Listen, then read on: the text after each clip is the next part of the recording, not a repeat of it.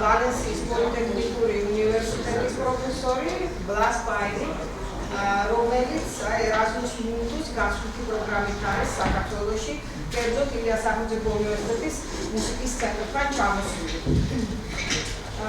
ეს ვალენსიის პოლიტექნიკური უნივერსიტეტი, როცა გადავათვალიერე, აღმოჩნდა, რომ არის საუკეთესო პოლიტექნიკური ესპანეთში, განსაკუთრებით გამოირჩევა თავისი ბიოტექნოლოგიის გამოკვლევით და ხელოვნებით. ხელოვნებაში პირველ ადგილზე არის სწორედ ეს აუდიო-ვიზუალური კომუნიკაციის დეპარტამენტი, რომელშიც ასწავლის ჩვენი ბლეზ პაირი. სამაგისტრო პროგრამებზე მისი განსაკუთრებული ინტერესი არის ფილმის საუნდ დიზაინი. ეს თვითონ ესე აღწერს, რომ ექსპერიმენტული მუსიკის ხმოვანების გავლენა აღქმაზე, მუსიკალურ აღქმაზე, მსმენელის და იქ არის მთელი სამაგისტრო პროგრამა, რომელიც პირდაპირ ასე იწოდება მუსიკის აღქმა და ასევე თვითონ საუნდ-ედითინგი არის მისი, ასე ვთქვათ, ფორტე, ასე ვთქვათ, კვლევის ინტერესი.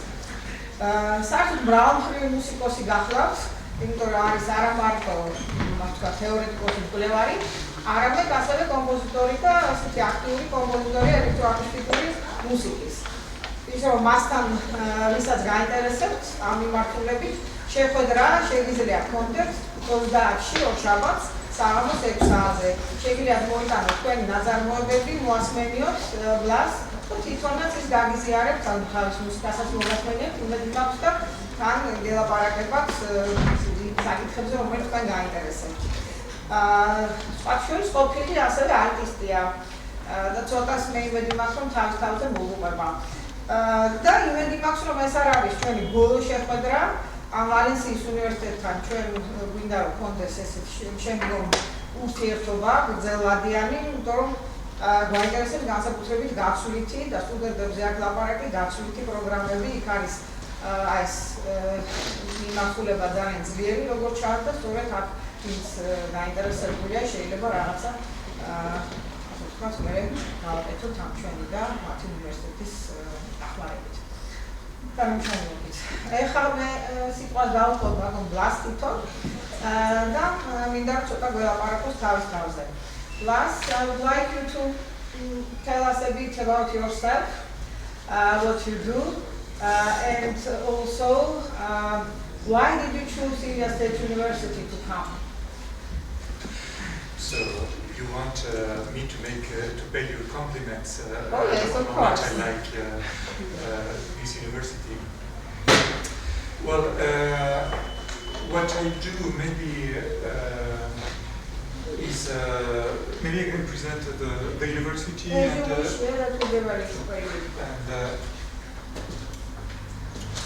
so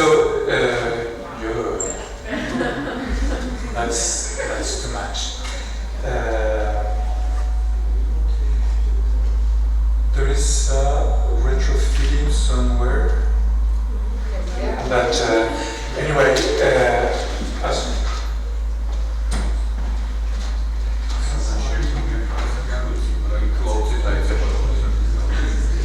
maybe when it's over the volume or okay. Anyway, I'm visiting from UPV, the Universitat Politècnica de Valencia. And I'm shutting this down. I'm shutting this down. You can hear me? Yeah. Good. So maybe I will end up with a sore throat as Marina some days ago, but at least your ears won't be broken.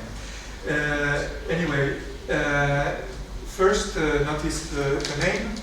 It's in Catalan. So in Spain we have several languages, and in our region, Catalan is the co-official language. So this is where Valencia is situated, and we have actually 3 campuses, and I'm working in Gandia, which is a beach resort, very nice. So if you come, it's really nice beach, sunny weather. So this is the city of Valencia with the sea and monuments. This is the city of Gandia, and actually the campus is just near the beach. This is the beach.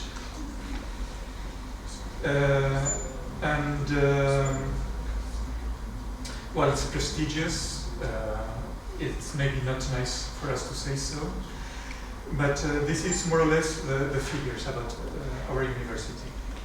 So there are about 40,000 students. It's not a large university, and it's relatively new. It was born in the 70s. As opposed to the other university, which comes from the Middle Ages. So we have plenty of programs, and well, there is a lot of technology, and everyone is happy, and the grass is very green. So, life is beautiful. Life is beautiful. Actually, so this is Alcoy campus, which is a city in the mountains. It's actually where I was born.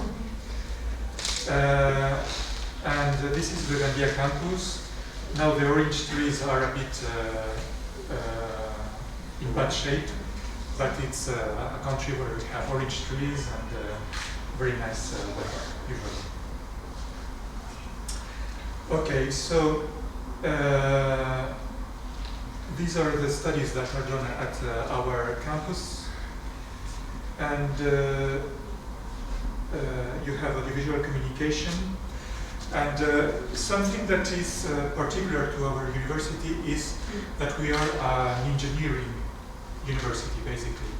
So when I don't like to stand behind, so when we propose audiovisual studies, often it's a more technical approach, hands-on. People have to deal with cameras, microphones, editing, a lot of software. So we have the theory, but also it's much more practical, for instance, than other audiovisual studies in Spain. Also, we have a strong fine arts department, so there is a lot of specialization in graphism and everything related to visual arts.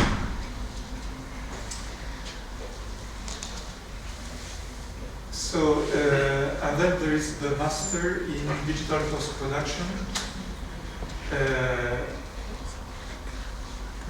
which is where I teach mostly. I teach sound design and somehow film music or creating music effects for the film, as well as more theoretical courses. So in the lectures that I'm going to give, it is based precisely on this approach of actually using music in film. So I'm not going to give you any lecture about the history of film music or the history of cinema,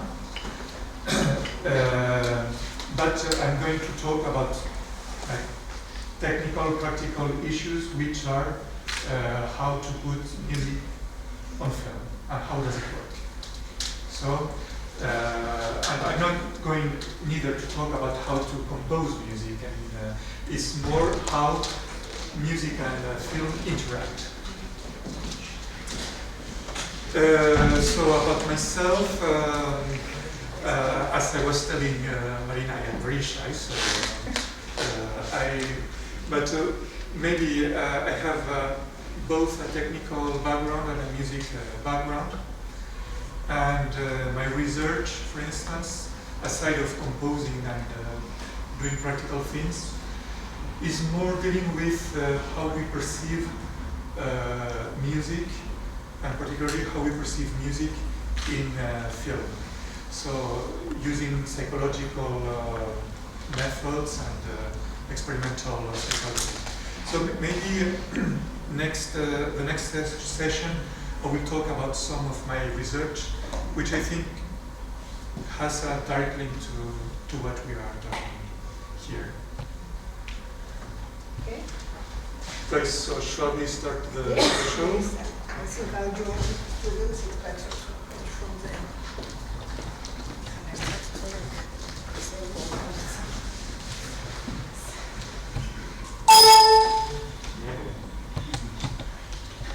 So I thought it was a good idea, but maybe not such a good idea, because there is always technical problems, to use maybe here you can hear me with that, to make a website so that there is a document that will remain and that you can read and maybe get some ideas if you need them. So this will be filmmusic.blogs.udv.es.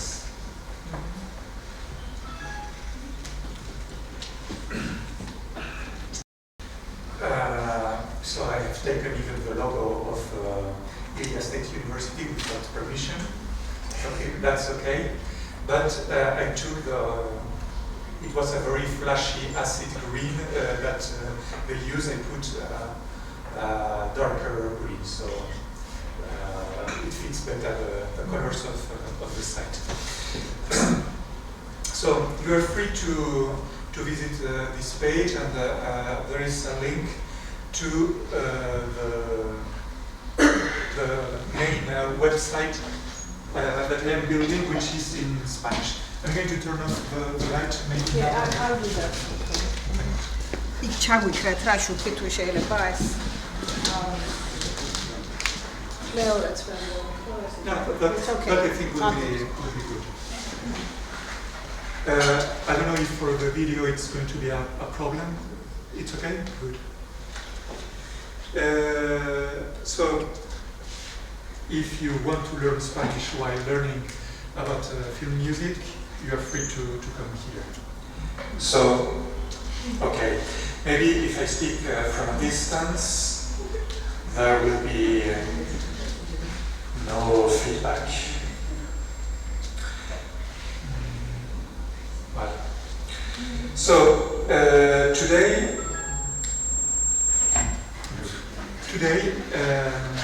maybe it's just lowering the volume or something.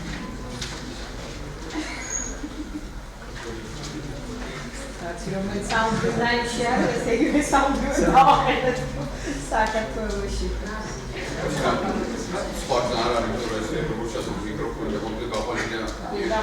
იმაზე უკეთესია.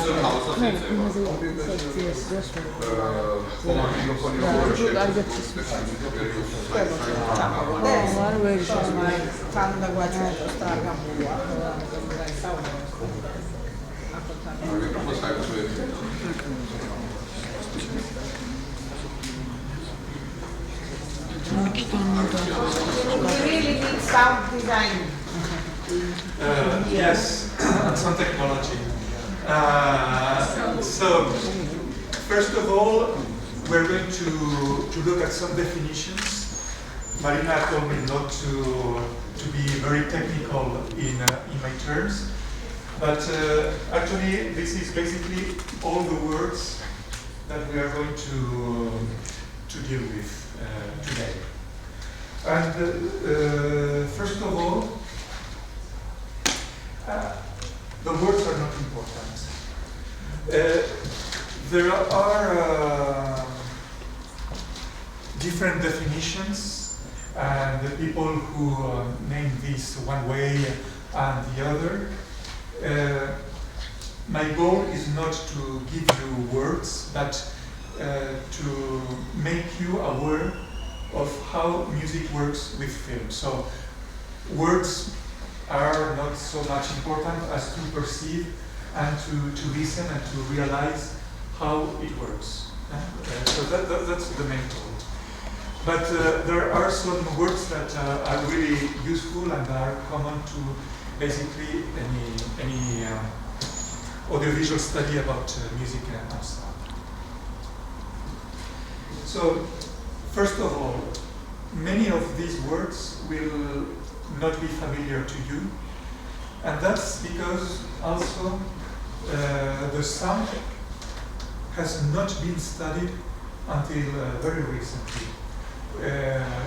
From the 30s and from very early, we have had a lot of theory about editing, about the shots, about the color, about the light, and that's because it's all visual, and because we have hundreds of years talking about the visual thing. So we have a lot of vocabulary about image composition, the colors, and how all this works.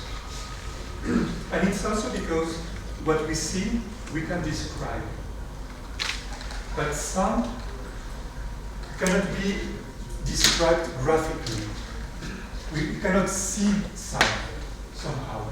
And the fact that we don't see it makes it very hard to explain it and to graphically or to write about it. Because if you write about sound and you don't hear it, it's no use. While with image you always have an image and then we understand. So there is actually an electroacoustic music composer that then became a film theorist, which is Michel Chion. Have you heard about him? No? Yes? Well, you're weird. You are into electroacoustic music? Okay. So, by the way, who here is in film studies or audiovisual studies? Raise your hand. Only 2? 3, 4, okay. More about music studies? Okay. And those who are not music or not in audiovisual studies? So there are people who are not here, actually, so which are not in just know whom I am speaking.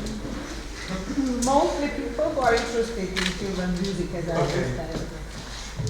So I recommend that you read Michel Chion's books. I will try to write his name later on. Especially the book who is called The Audiovision, where he really is the first to have a comprehensive definition of sound in cinema, in audiovisual. So let's go to the terms. First, the diegetic and extra-diegetic. So, which comes from the Greek diegesis, and actually, if some of you have studied fine arts or literature, the term that we use is not the original meaning that Plato gave to this word, or that Aristotle, I think, was the one who defined. So, in cinema, in audiovisual, the diegesis is what is happening in the scene. So a diegetic music is a music that is there, that the characters can hear, and that will stop when the scene stops. So it's there. And the non-diegetic music, or extra-diegetic, that's a funny thing because when you use Word or in the Macintosh, there is this automatic word correction. So diegetic always is corrected into diegetic. So people, if you don't check, it will be corrected to diegetic, and then maybe people who want to get thinner come to this page and they don't get the right information. But Maybe diegetic music is good also to get thinner if you do some dancing or something. Anyway, this is the main definition, and it's very important because it's going to be what defines the role of music into the story. So, first of all, why there is a diegetic music? Well, diegetic music, it's normal that it happens because if someone is playing music in the scene, we hear music. But the non-diegetic music, it's actually something very weird. It's not normal that there exists. So why do we find normal that we are here, everyone is looking very attentively, we see, and then suddenly a music appears, and everyone is, I don't know, we have a special face. And this music comes from nowhere, and if we are the audience, we find it normal. Well, those are historical reasons. First of all, the cinema was born at the end of the 19th century. First movies by Lumière brothers were in the last decade of the 1900s. And it began also as a silent art, just a visual art. So in this period, there was the melodrama, which was theater accompanied by music. So it was a popular entertainment, and people found it already normal that some theatrical show had some music that appeared from nowhere, actually from the pit under the theater. And also until the beginning of the talkies, the movies with sound, music was necessary to accompany the images, because if you, I don't know if you have tried to watch a silent movie or a non-silent movie without the sound, it becomes like something weird, like phantasmagoric, so it was necessary to put music. So maybe this tradition of putting music to accompany that has made it normal and natural that now we have non-diegetic music. So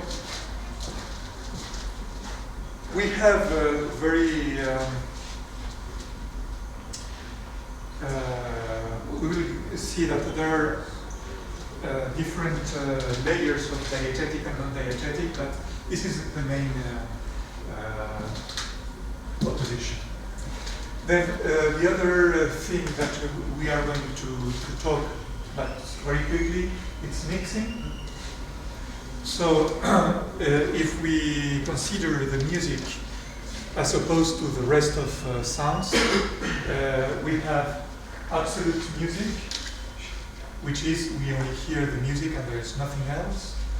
So foreground music or predominant music, ponderant, which is the music is on top of the rest, but we can still hear the rest of sounds. And then we have secondary or background, which is the music is below the rest of sounds. And something which is common to more recent productions is what we could call latent music. That is something that is, I know, that can hardly heard, but is still there. So I hope that all the examples that we are going to hear are not latent, and we can hear different combinations. And then a very hard word to pronounce, auricularization. So Marina is going to translate that into Georgian. Try that.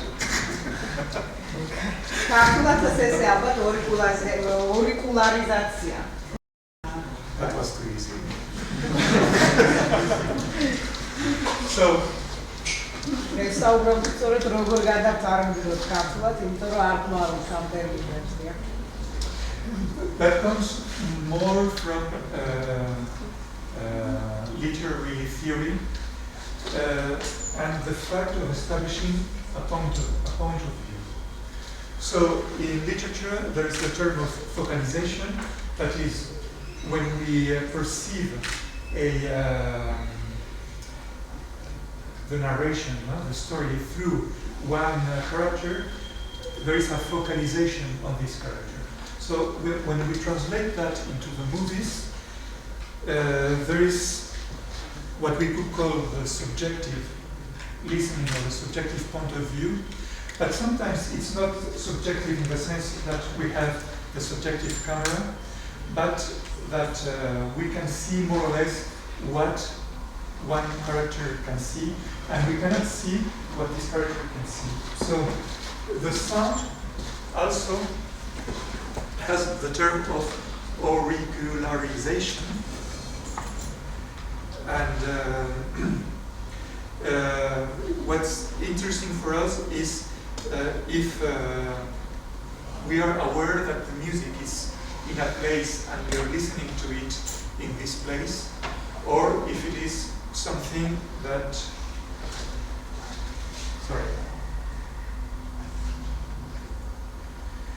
that would be non-auricularized.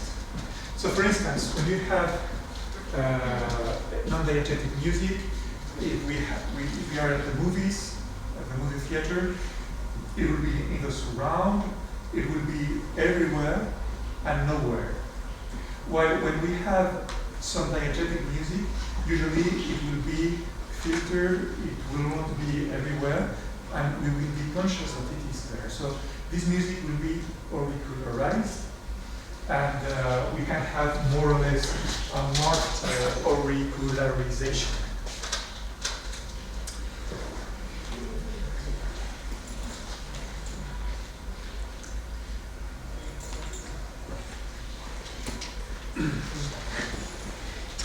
So those are the words that we are going to use.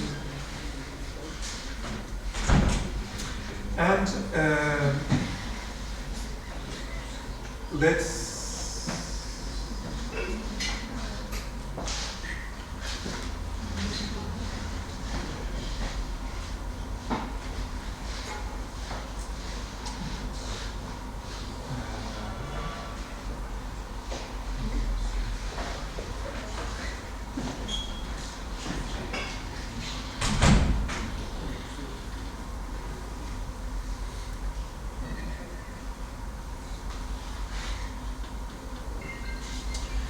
So, what makes the difference between diegetic and non-diegetic music are, first of all, the auricularization, so the fact that the music is in the scene or not, the fact that we have the source of the music, so for instance, if someone is playing the guitar and we see that, I mean, we know it's diegetic. But also there is a question of genre and style. So, like pop music, for instance, will be something that people will be listening to, while some orchestral music, it will be interpreted usually as a non-diegetic music. So we are going to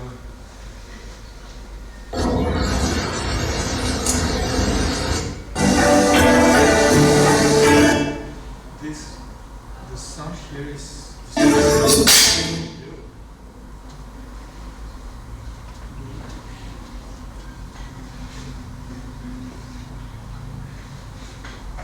well, I'm going to lower the sound here. Apparently there's a problem with this file, I think.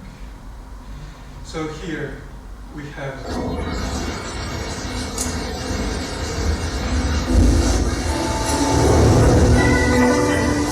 the diegetic source, We see the person putting the CD player.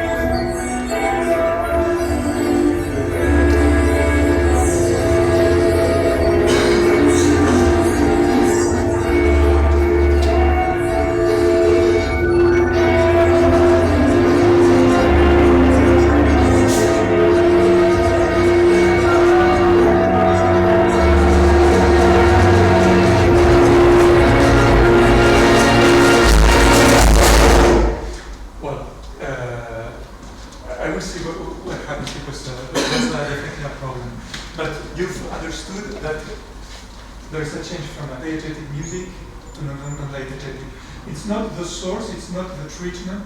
It's more that we have one type of music and then another, and everyone understands that there is a non-diegetic music. So the difference also brings us that one of the roles of non-diegetic music is to give an emotional or an information of what is happening. So here we have a tense music, so we forget about the diegesis and we enter in a scene where there is going to be tension and a problem. Okay? And that's the role of non-diegetic music, of informing us of what is happening. Also, another characteristic of diegetic versus non-diegetic is how we play it and the style of the music. So, for instance, here, let's see, we have a cello playing, and one time is diegetic and the other is not.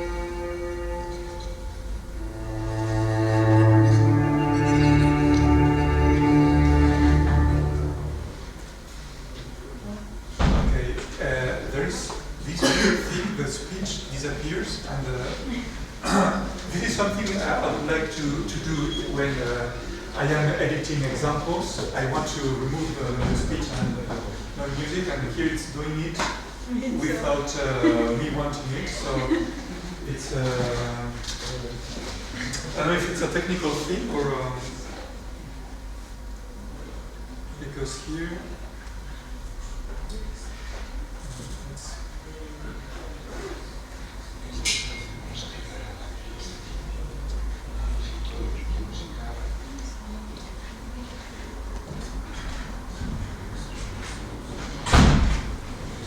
Apparently, it's filtering somehow the speech in the sound. So here, this is something which is important also for you as musicians or audiovisual people. If you put, for instance, you had a suite of Bach, and the gesture of the musician was very clear. No? If you put that as non-diegetic music, it will somehow take the leading role. Usually, all of the music that is non-diegetic and that has been composed and performed, played to be non-diegetic will never have a solo instrument with a lot of gestures, because then we become aware of the musician and not of what is happening on the scene. So here we have two solo examples of cello and one. So here, if we have time, we will come back to this. So let's see.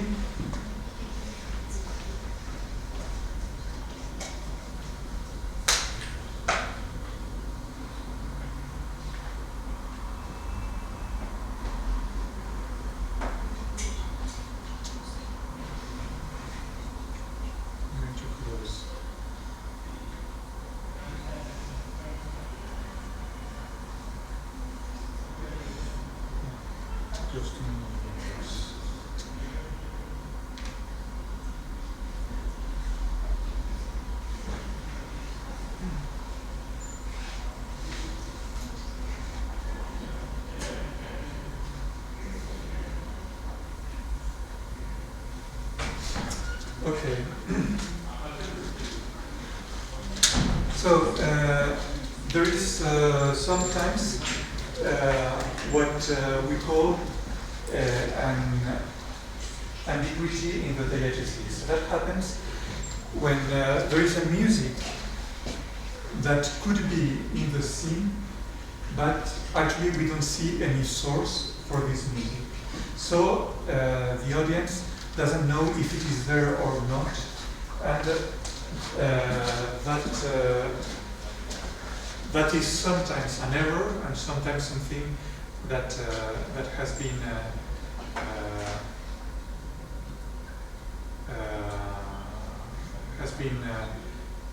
foreseen by the sound editor. So.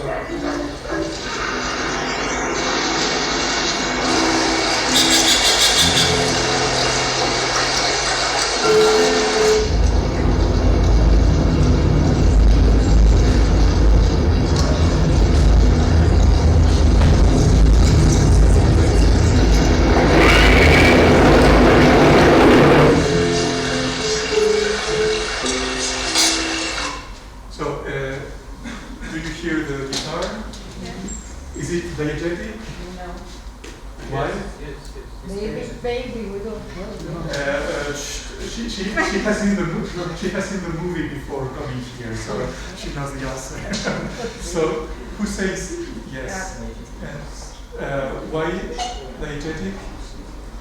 No, I said that it's not diegetic. Yes, because we can't see it. Yes, but the fact is that it is played like very softly. It could be someone just playing the guitar for themselves, and it's very well like a campment here of people digging gold. You know, it could be like a lonely cowboy playing the guitar, and it's played softly. It's not technical, and it's auricularized. That's the point. It's not on the surround. It's not everywhere. It's just it seems to be there, but the fact is that the camera moves and we don't see any guitarist. So at some point we say, no, it's not diegetic. So let's continue.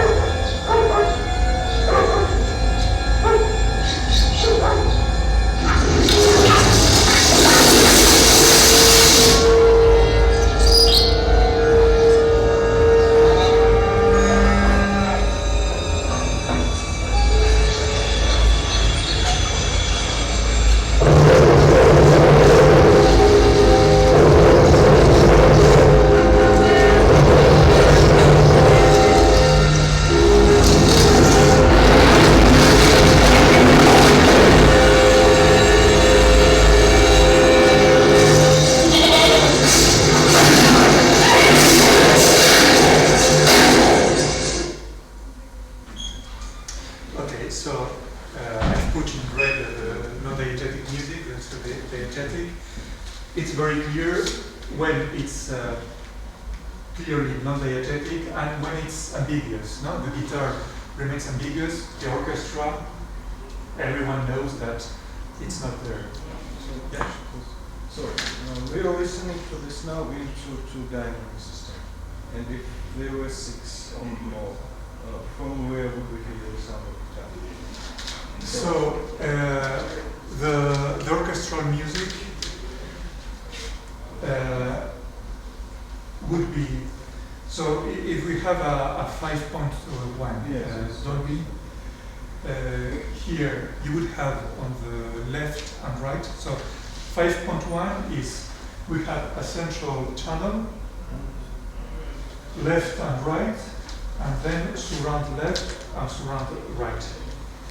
Well, surround left and surround right. Subwoofer.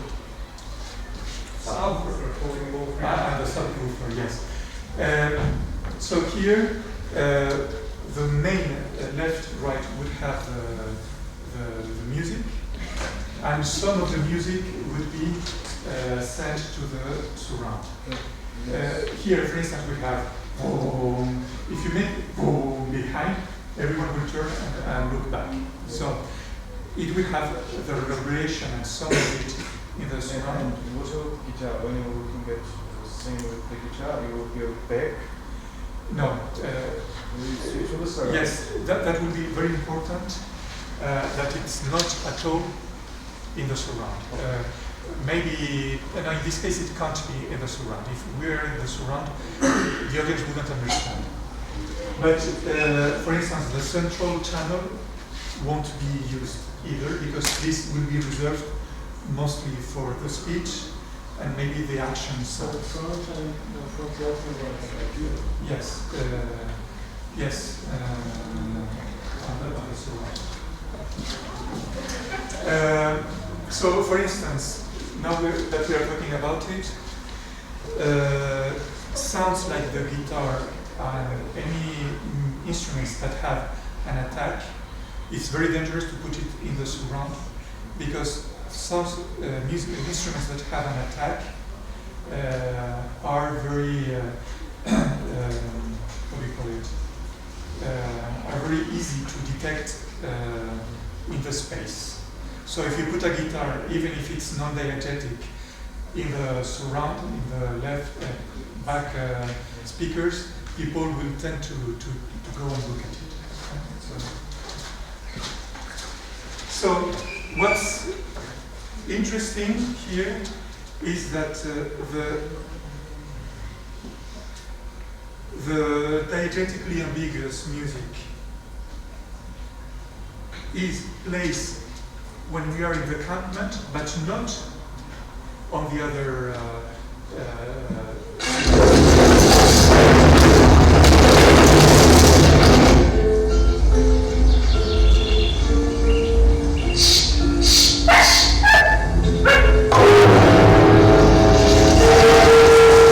and once the music, the non-diegetic music starts, it plays everywhere.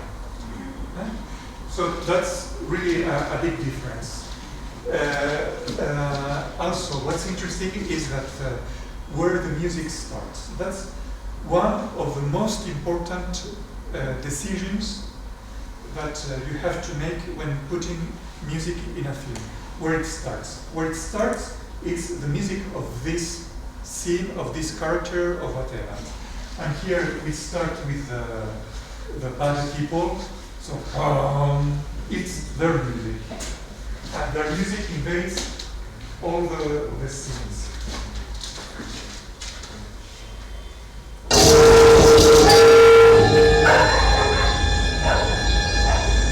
So, and now as we have this music, it also gives us information.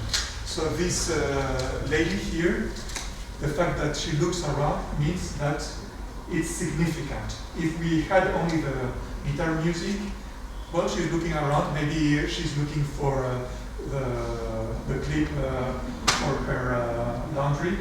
But here, it's a music that tells us there is something important going on, and the character is aware of it, right?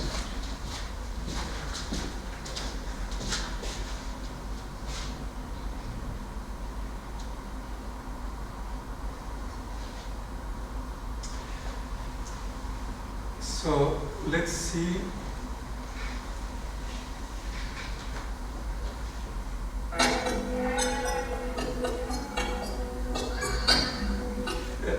There is something a bit weird. I think it should be checked for the next time. Some sounds seem to be filtered out, and the music, gladly enough, goes through, but here there are some sounds that should be and are not. So,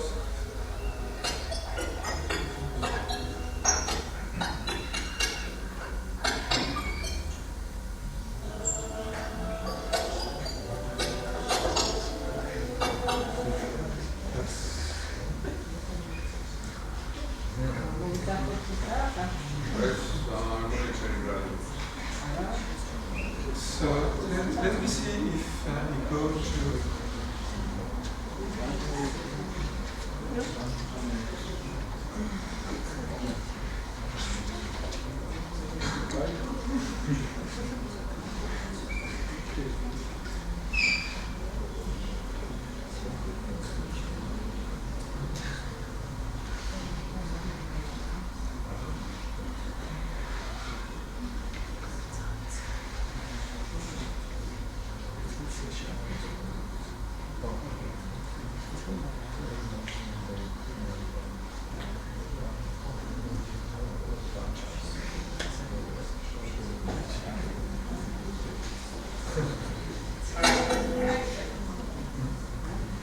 The problem is the same.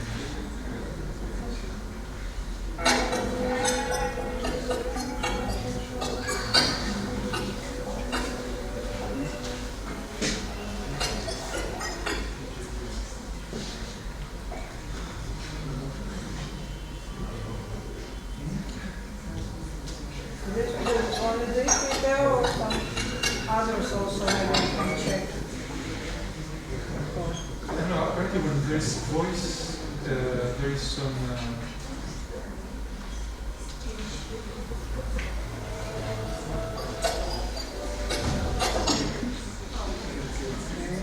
So I don't know if it's a connection problem or. Maybe you can try another video or call it. Yes, but I'm just going to download it and.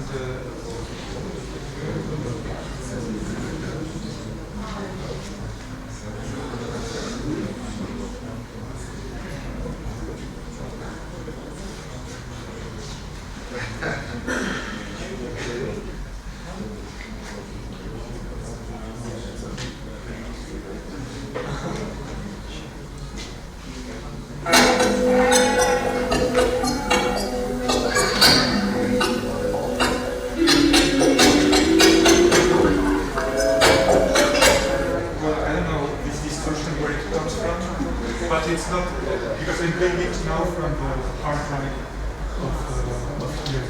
So in this case, it's Yosemi's movie, and we have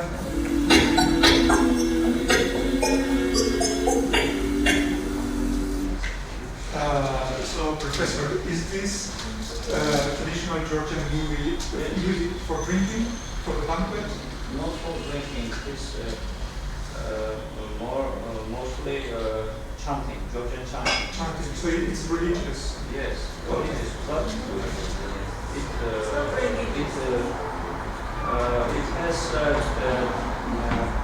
it ties with wine culture. Well, thank you for this. But the fact is that the music is put over those scenes, but the people are not really singing. So, but it's kind of ambiguous in the sense that maybe we think that at some point we will turn and the people will be singing, but they're not. But it's music that could be there, that they could be singing. and then it becomes ambiguous.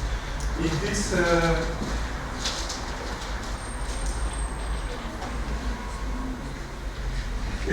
movie, Görgöbiste is the okay. Actually, all the music is kind of overlaid, superimposed, and it's kind of something that could be there, but it's not really there. So that's the whole movie is working like that. And this is something that it could be a style. For me, ambiguous music, I mean, for me personally, it's more of a mistake, an error, than something useful. I mean, what I would recommend to my students usually is the music. It's there or it's not there. And if it's there, try to make something that will make it plausible that it is there. Because if it is ambiguous, we don't know if there is a character or not, and what happens. And ambiguity is something that is not useful. Yes? So you think that the scene with the guitar was a mistake, kind of mistake? Yes. You think so? Yes, and I used this scene in an exam when I was doing analysis, and people were mistaken. Some thought it was diegetic, some thought it wasn't diegetic, and actually it's ambiguous. It's not very clear. And if you want someone to be playing the guitar in a normal way, in a normal camp, just put someone playing the guitar. It will be more clear for everyone. So I think that this thing we call mistake is caused by not only by music. So this scene tells us that someone should be singing music. If it was different scene and music was the same, you wouldn't have feeling that someone is singing something else. So you were saying that. In this case, I think Yosseliani has made very clear that he wants to use the music this way. No? He represents like how the wine is made, yes. All the different scenes in different regions. We are in the city, and every time there is a different music. As he makes it very clear, then the audience says, okay, you are showing me a scene and you are putting a music that emanates from this scene. That's okay. But for instance, in the guitar scene, we use some ambiguous music and then some clearly non-diegetic music. Then I consider that it's something that makes it unclear for the audience. That may be designed by filmmaker to create some kind of ambiguity for some reason. I mean, maybe not in Clint Eastwood, but somewhere else. In my opinion, in this particular case of, or the music, actually, there's a very good music. I mean, it's well written, all the non-diegetic music, and it's kind of realistic. Everything is realistic, and it's an interesting movie. I don't know who put this music, but I believe it wasn't the idea of the director when he shot that there would be a music like that. And it was later that it was decided, and for me it's a lazy decision. But maybe it shows that some kind of peaceful lives that people lead, this guitar, and then this extra diegetic music that comes in as a threat. So you can interpret it that way, and then it makes sense. Yes, and there's the bird singing in the accompaniment, and not when the others come, etc., etc. So there's many things that make an opposition. But for me, I mean, it's just if the people doubt about something and it's just confusing, then it's an energy that you spend that it's not useful. So I'm not saying that this shouldn't happen, but usually it's not something that I find useful. But for instance, let's see if this sounds properly.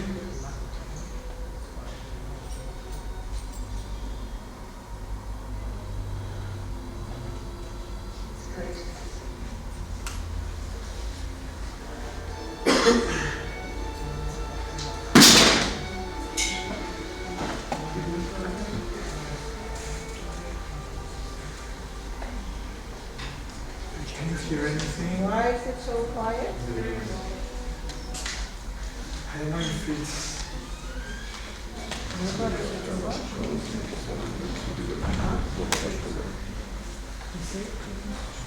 Well, apparently there is a problem. I will check if it is my files or if it is... Well, one can never predict a heart attack. Heart attack? Ha! Don't make me laugh. Profi, what are you saying? If you ask me, I think Dr. Ashley was the victim of foul play.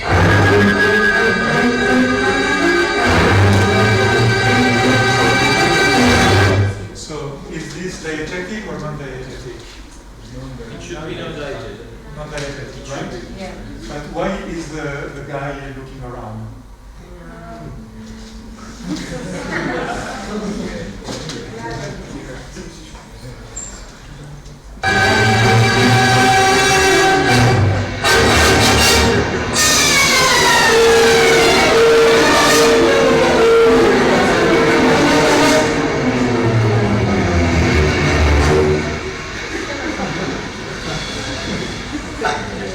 Foul play. Profi, I think your imagination is getting the best of you. Let's not forget that you are working in a psychiatric institution which is conducive to fantasy. Well, maybe I'm wrong. Maybe I'm wrong. I know I'm right.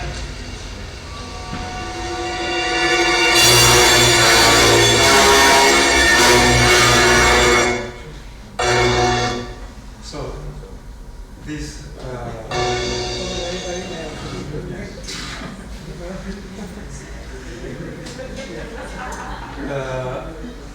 so in this film, High Anxiety,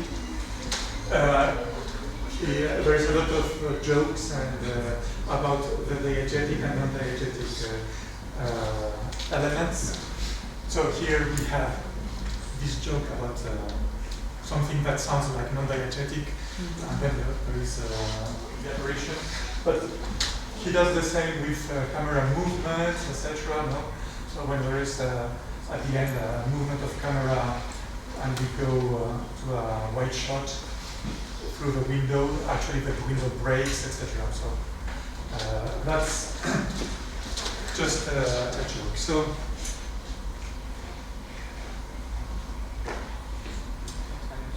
I'm going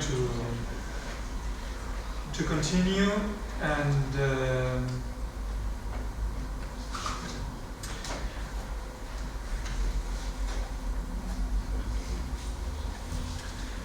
so the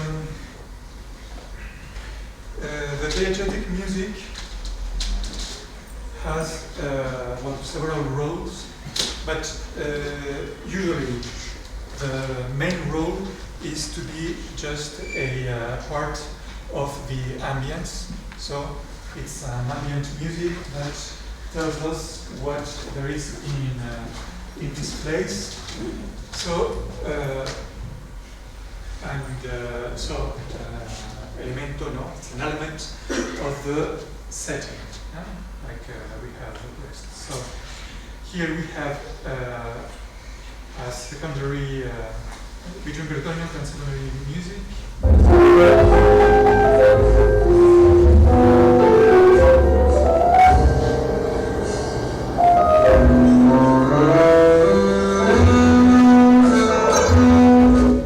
Well, there is voice and there is diegetic sound. I don't know why. There is some filtering that only lets the music. But in this case, we have the music which is at the same level as speech. So we are in a bar, and it's a music, jazz music that plays there.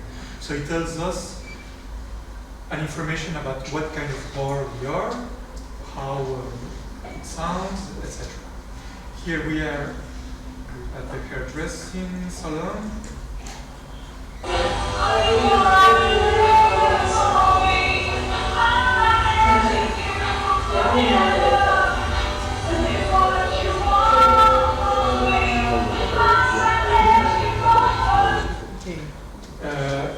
Well, here again, there is a speech, and the music is well below the speech. So just imagine how it should be. The thing is, here we have a more clear auricularization, just because the music is filtered.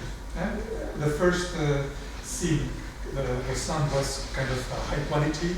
Here we would believe, we don't see it maybe, but that it is a small radio that is playing something. So we become aware that it is a filtering for the music. It also tells us what kind of music is played there. So it's some kind of pop, normal music. And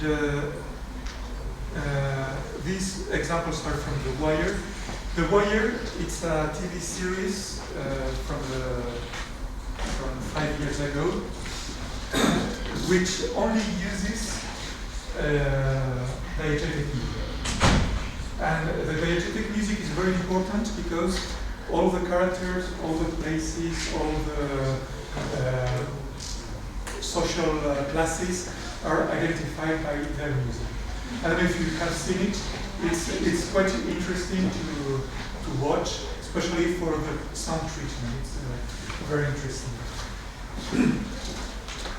The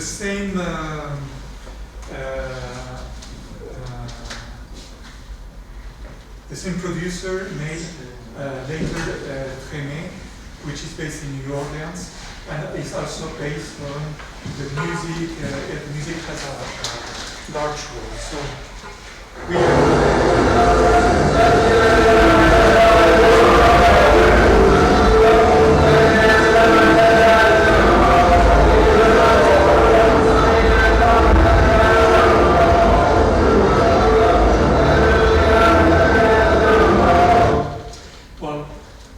here the music is good, and it makes a magma. Here more a magma than it should be. But still, it's important that the music be there. And for instance, in this later example,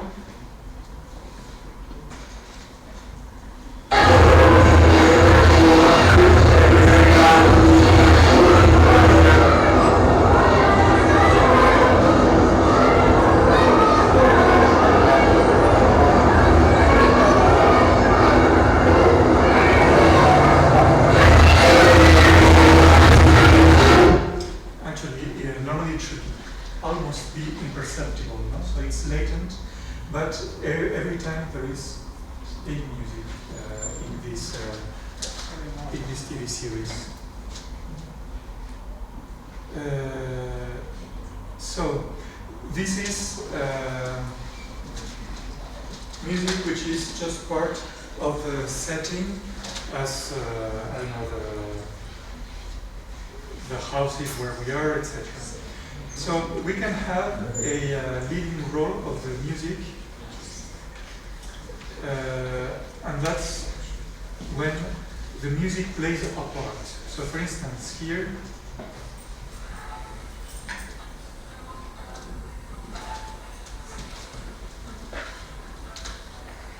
you can hardly hear it, but it's there.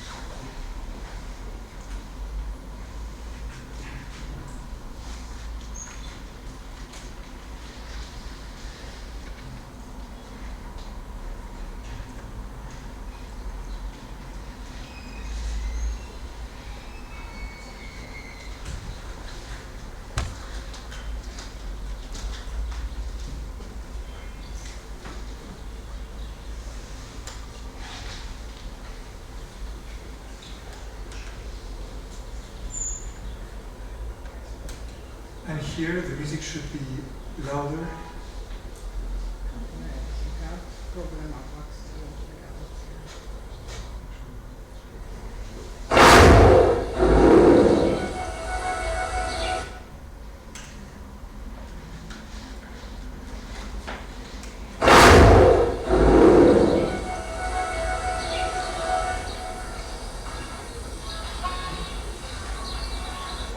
Here is where the music is.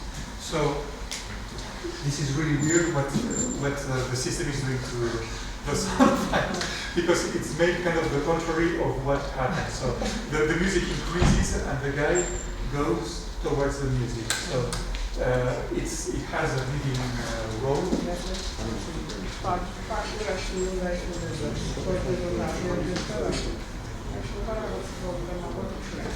So let's see.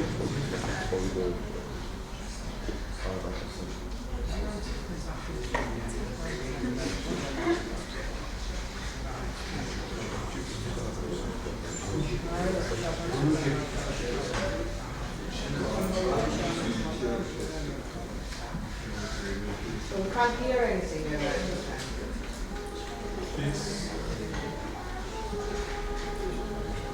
This should be very loud and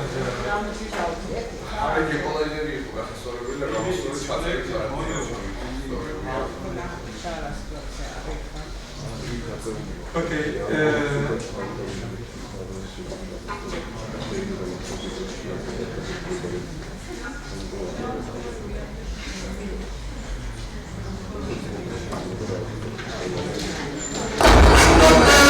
This one works. We're going to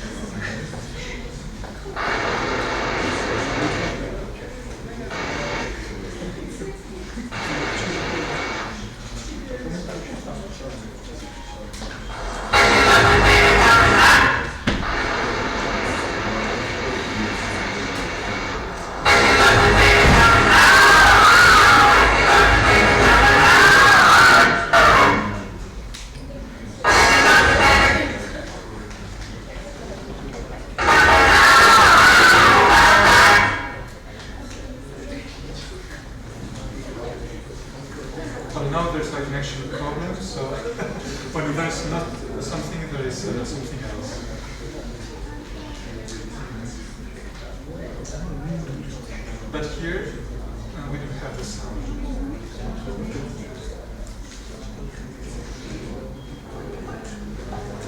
Yes, this is another movie, so maybe the original is in mono. That could affect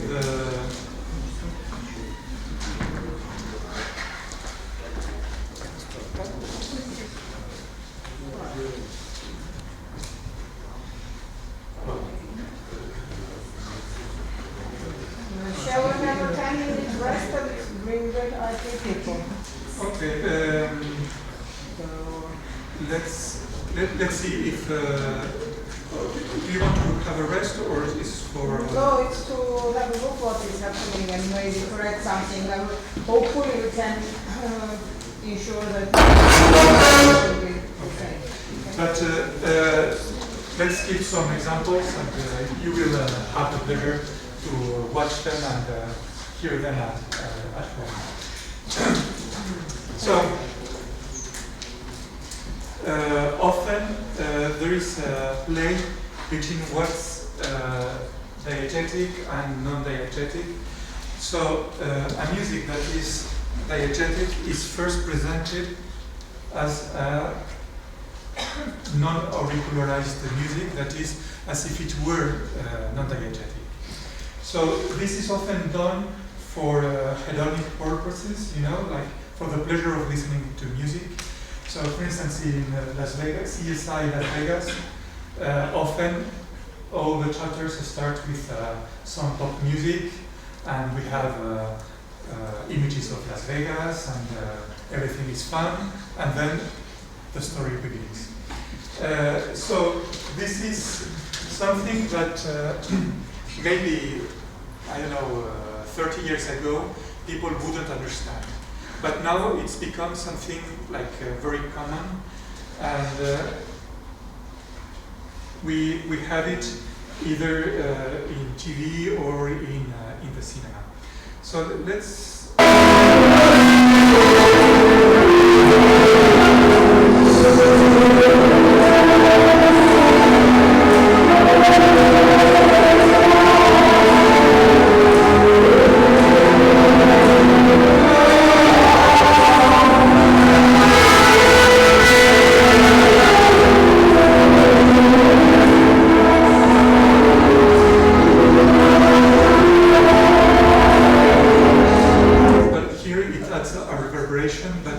Somehow we hear it as if it were non-auricularized.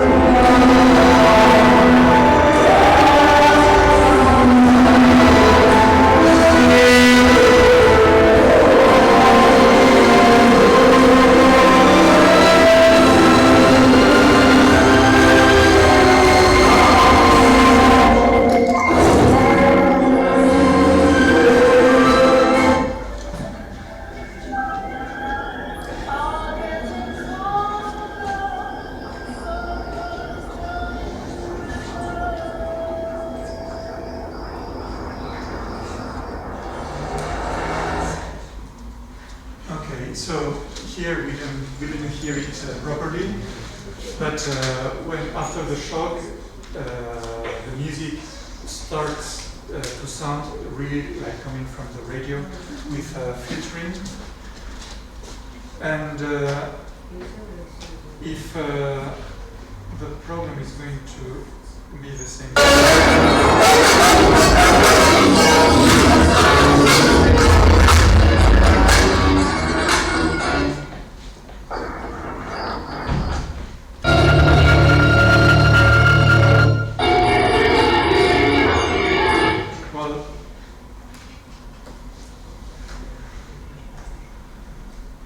Let's see if some examples.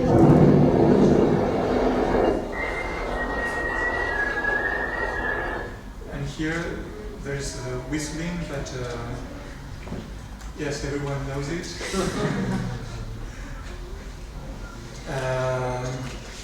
Maybe we can take a pause, or maybe it's 10:20. Maybe we can just discuss concepts and leave for the next just if I may say a few words. First of all, try to be better next time. So call IT people so they can have a look at the problems. მეორე არის რომ ეს ინფორმაცია, ეს ვებსაიტი უკვე შეგიძლიათ ნახოთ და მთელი ეს ფილმები თავისი ტექსტით, ხო, რაზე არის, ყველაფერი შეგიძლიათ სახში ნახოთ. დღეს მე ჩვენივად მოვისმინე მთელი ეს მასალა Very problems garaში. გამსამართია. Could you show us the Yeah, film music. web as I want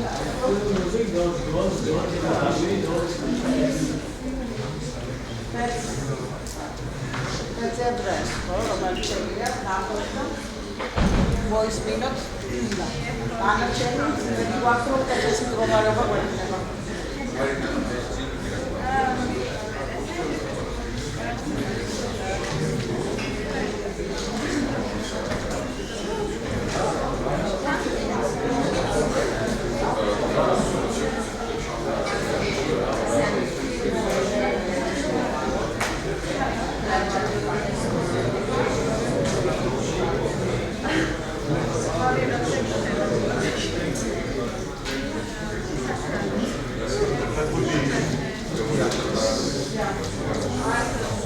სამართლიდან შეგიძლიათ პროგრესო დაათვალიეროთ ეს ზოგადად იმისთვის გაგრძელოთ რომ ურთიერთობაც გქონდეთ თუ რამე გაინტერესებს პირდაპირ შეგიძლიათ მიწეროთ გიპასუხებთ ხოლმე გლას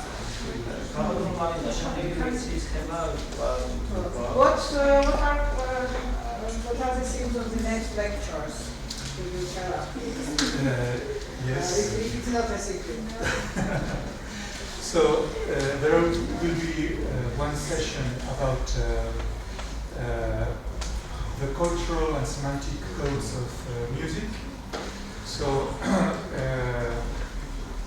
this is something that I will be interested in discussing with you. Like, there are some music that are linked or associated with some regions, some countries, and also in the time with the past or the future. And some musics which can be used everywhere, so we will look at that. And another thing is we are going to look is the structure, like how music changes time or is used to modify the perception of time and the structure.